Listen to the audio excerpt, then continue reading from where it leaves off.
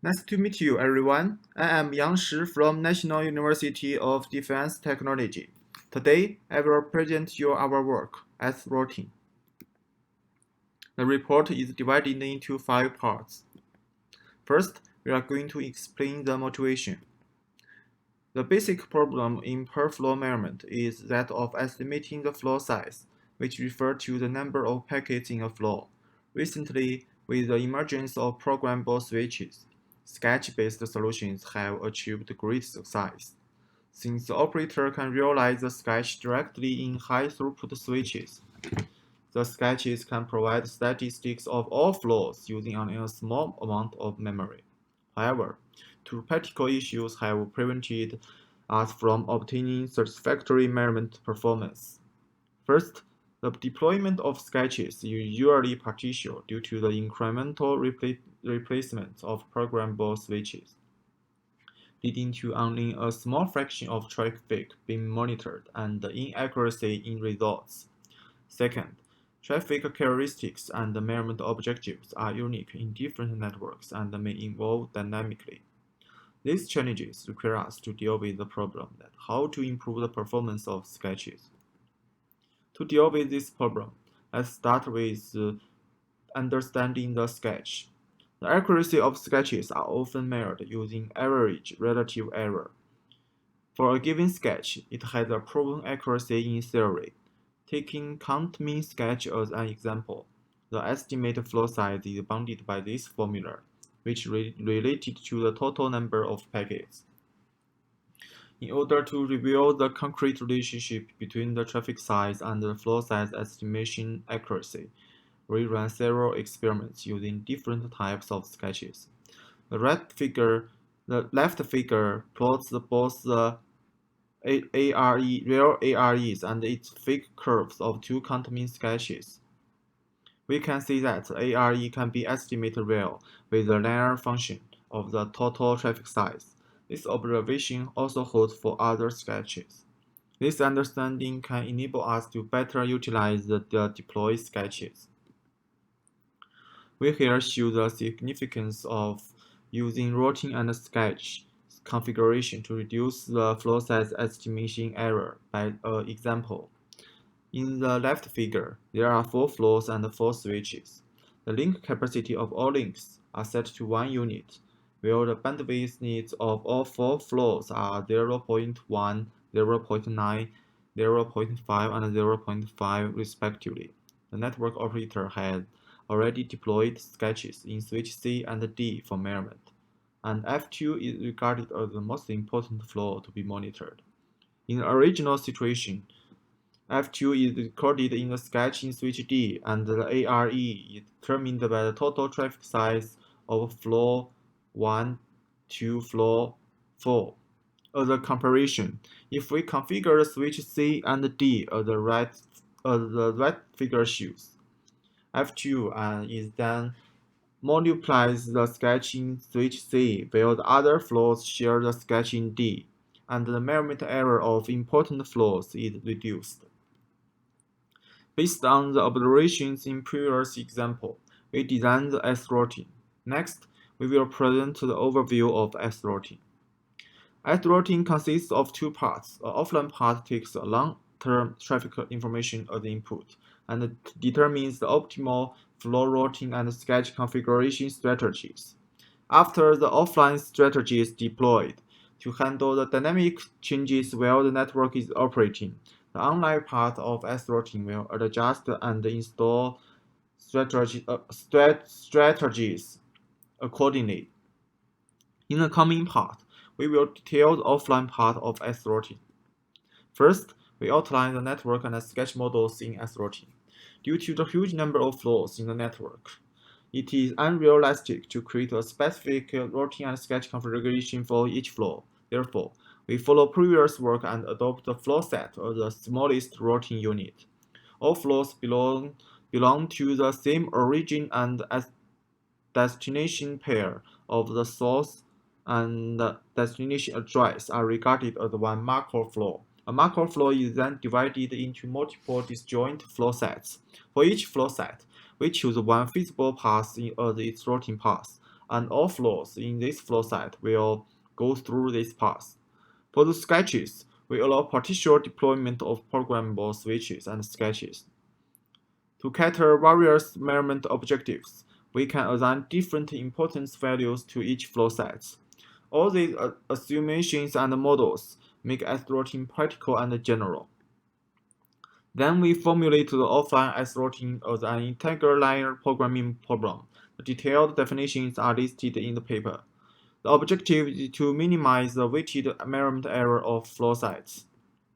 Consider the ILP formulation for the offline part is NP-hard to solve optimally and efficiently. We adopt the random rounding technique and design a fast heuristic, as shown in algorithm 1. This heuristic first solves a relaxed LP model, in which all integer values are relaxed to 1 to 0, and then making integer solutions based on the floating based on integer values. In the paper, we also prove the performance of the heuristic of both constraints and measurement objectives. Next, let's focus on the online part of sRouting. Unlike in the offline scenario, the online part of sRouting must consider already installed strategies and making adjustments. Therefore, we formulate the online sRouting as a multi-objective problem. The first objective is to achieve minimal modification in deployed strategies, since too much modifications will affect the normal behavior of the network. The second objective is to maximize the network throughput. The last objective is to minimize the measurement error. To solve this online problem, we design a greedy algorithm. This algorithm is mainly consisting of 3 steps. In the step 1, it will find the flow sets which need adjustment due to network changes. In the step 2, it tries to find the new scheme of flow sets and in the decreasing order of importance values.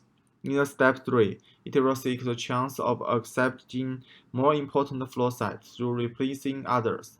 When sRouting has completed these 3 steps, the new routing and the measurement strategies will be installed into the network to ensure the performance can be maintained. Then the last is the evaluation part. For the simulation setting, 2 networks are used in the experiments, and we choose a 600 KB countermean sketch as the sketch primitive. The main comparison metrics are ARE, traffic cover ratio, TCR, and the network throughput. We compare sRouting with 3 algorithms. Optimal is the solution obtained with the original ILP model, and ECMP is a common routing strategy used in real life, and the TP-max is designed to maximize the throughput. We first examine the performance of sRouting in online situations. In the fast fetch tree network, when the numbers of deployed sketches are 8 and 16, sRouting can cover 1.62 to 2.27 times of that in ECMP and TP-max. What is more, we can observe the TCR is close to the optimal solution. Therefore, sRouting can schedule significantly more traffic across deployed sketches. As for another metric, ARE, we can also observe performance improvement with sRouting. In particular, the ARE of sRouting is 40.5% and 36.3% than that of ECMP and TP-max respectively. Because sRouting tries to make use of as many sketches as possible to record the flows, it can thus achieve a much lower ARE. Together, sRouting can improve the measurement performance in the offline situation. Except for the flow size estimation task, we further check another measurement task of heavy hitter detection. For this task, a higher value of F1 represents more accurate heavy hitter detection. From the figure, we can find that the F1 scores are improved by ratios of 31.5% and 62.7% in the fat tree network. This result verifies the effectiveness of sRouting in improving the performance of other tasks. In this part of evaluation, we then focus the adapting ability of sRouting in the online situation.